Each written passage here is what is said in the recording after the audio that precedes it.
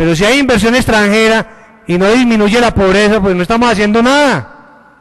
Y si viene la inversión extranjera y llenamos el país de hidroeléctricas y entramos a degradar o entramos a devorar todo el patrimonio ambiental del país con las hidroeléctricas, por ejemplo, entonces pues no es sostenible esa política, no la podemos acompañar. Tampoco es cualquier inversión extranjera, que la confianza inversionista no sea entregar el país a costa de nuestra gente, de lo que sea, al precio que sea. No, así no es. Desde el miraísmo nosotros no acompañamos ese esquema. Incluso cuando se debatía el TLC, la senadora Alexandra Moreno Piraquide planteaba reservas, porque tenemos que proteger también nuestro agro y tenemos que analizar qué tipo de convenios se van a hacer, qué tipo de tratados. Asimismo, dentro de lo ambiental, decimos que hay que tomar medidas, que hay que medir costos ambientales, que hay que avanzar en todo el tema de cambio climático, que hay que proteger los recursos y buscar sostenibilidad. De otra parte, colocamos la participación ciudadana como un elemento fundamental, porque dentro de los sistemas, dentro del sistema de valores del miraísmo, la deliberación ocupa un lugar preponderante. Y en ese sentido se necesita la intervención ciudadana en la construcción de alternativas, propuestas. Volvamos a la agenda de competitividad. El gobierno nos ha dicho los 55 billones, pero no sabemos exactamente cuáles son los proyectos. Se habla incluso de proyectos que tienen que ver con energía eléctrica, pero esos proyectos no necesariamente generan mucho empleo. Hay que buscar proyectos que sí, que se puedan ejecutar rápidamente, proyectos que estén agendados. Hay que volver al tema de la agenda interna a nivel de los territorios, o si no, para que se desgaste de convocar participación ciudadana. Quedaron priorizados unos proyectos y nada más, y que sean proyectos que generen empleo. Y asimismo, mientras el presidente Uribe habla, avancemos en la confianza inversionista, nosotros decimos, avancemos en la confianza democrática, que eso es lo que hay que hacer en el país, que la gente crea en las instituciones, que haya unas reglas de juego claras y transparentes para todos, que el sistema económico, que el sistema de mercado sea un sistema justo, un sistema donde pueda haber deliberación, un sistema amistoso, no un sistema de enemistad, como lo que está pasando con la gasolina, que es un sistema enemistoso, donde existe un fondo de estabilización que no le da la competencia. Trasladémoslo del ámbito político al ámbito jurídico. No tiene la competencia el gobierno nacional para manejar esos recursos. El gobierno nacional tiene que venir al Congreso de la República a pedirle autorización para aplicar esos excedentes que están quedando hoy en día, ese mayor valor por la disminución de los precios en el mercado internacional. ¿Cómo vamos a actuar desde la perspectiva de política fiscal? Hay que intervenir ya ese fondo de estabilización. Hay que bajar ya, es una medida de política fiscal, hay que bajar ya el precio del combustible. Hay que aumentar en inversión nueva. Por ejemplo, en Bogotá, sí, se ha traído inversión. Pero ¿cómo es esa inversión? Esa inversión es para comprar empresas aquí en Colombia, esa es la inversión extranjera. Están comprando empresas, pero no están trayendo nuevas infraestructuras. Hay que traer nueva inversión que establezca nuevas infraestructuras, que ponga capital, pero que genere empleo. Hay que adoptar medidas tributarias, pero que incentiven la generación de empleo. Frente a este tema, hay una discusión en relación con los parafiscales.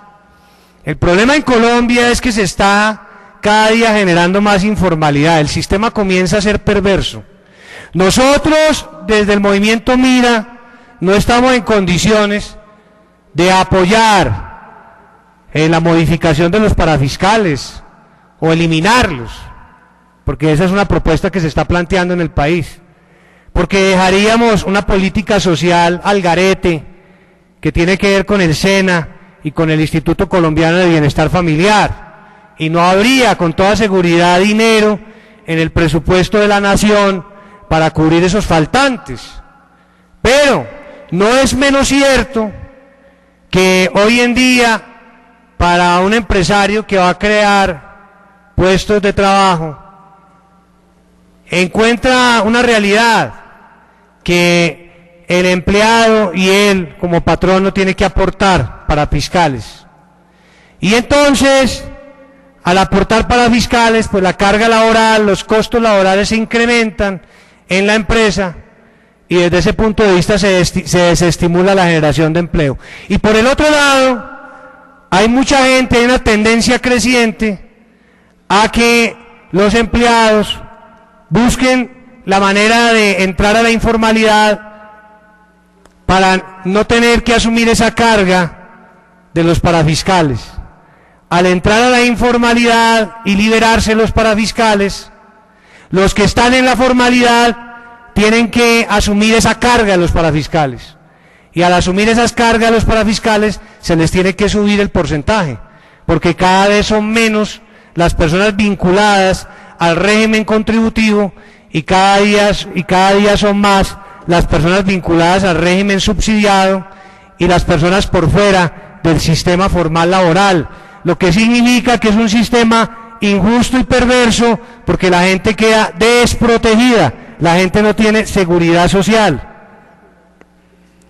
Asimismo, hay que elaborar cuanto antes, desde el punto de vista fiscal, una política de defensa judicial frente al tema de captadoras ilegales. Vienen muchas demandas contra el Estado, una andanada de demandas por los casos como DMG, y el Estado tiene que prepararse para este tipo de situaciones. ¿Por qué llegamos a esta situación? Ahí es donde hay que auscultar las causas, porque tampoco el sistema financiero fue lo suficientemente solidario con todo lo que es su tasa de intermediación, por las tasas de usura que existen hoy en día, que son brutales y bárbaras, casi inhumanas, altísimas en comparación con otros países, y de otra parte, porque el Banco de la República tampoco asumió su papel de permitir que el mercado pudiera fluir, sobre todo que los industriales pudieran acceder a crédito barato para su reconversión industrial y para la generación de empleo, sino que la postura fue una postura de defensa de la inflación, pero inoportuna, porque en el momento en que tuvieron que flexibilizar no lo hicieron. Ahí hay responsabilidades políticas compartidas. Y sincerar las cifras y sincerar la discusión del presupuesto. Nosotros, el Movimiento Mira, fue el único partido político en Colombia que votó de manera negativa el presupuesto de la nación, el proyecto de presupuesto que fue presentado el año anterior. Ningún otro partido político, ni siquiera los partidos de oposición, porque hoy en el espectro político de la nación hay partidos de la coalición, partidos uribistas, hay partidos de oposición que son el Partido Liberal y el Polo Democrático, y hay un partido independiente que es el Movimiento Mira. Nosotros, dentro de nuestra independencia, votamos negativamente el presupuesto porque expresábamos en la discusión del mismo que las variables macroeconómicas, que las proyecciones de crecimiento no se compadecían con el escenario que ya se estaba presentando a nivel mundial y que esas cifras no eran sinceras. Hay que cambiar el esquema, y es el llamado que le hacemos al Congreso de la República y también al Presidente de la República, al manejo de la política. Hay que engrandecer la política, hay que devolverle el sentido a la política, que sea deliberativa, como acontece, por ejemplo, en naciones cercanas, en Chile,